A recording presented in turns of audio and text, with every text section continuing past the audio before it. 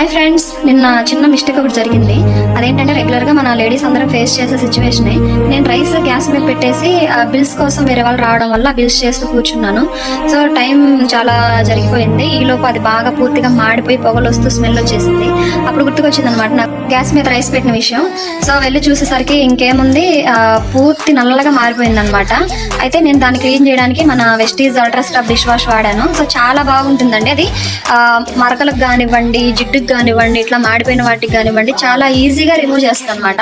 So అది మీరు ఒకసారి ప్రత్యక్షంగా కూడా చూడొచ్చు.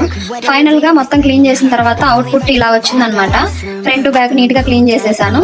అండ్ ఇంకొకటి ఏంటి అంటే రాగి కోటింగ్ ఉంటుంది కదా, అది కొన్ని రోజులు పూర్తి బ్లాక్ అయిపోతుంది. దానికోసం మాత్రం వెస్టీజ్ అల్ట్రా గార్డ్ యూజ్ చేశాను. సో ఒకసారి చూడండి, అది జస్ట్ అట్లా వేయంగానే ఆ స్ట్రెయిన్ రిమూవ్ అవుతుంది అనమాట.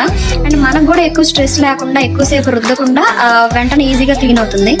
అండ్ అది క్లీన్ చేసిన తర్వాత ఫైనల్ అవుట్పుట్ ఒకసారి మీరు గమనించినట్లయితే, కొత్తవి ఎలాగైతే స్టార్టింగ్ లో ఆ రాగి కోటింగ్ అనేది మెరుస్తూ ఉంటుందో అలాంటి అవుట్పుట్ ఇచ్చింది అనమాట.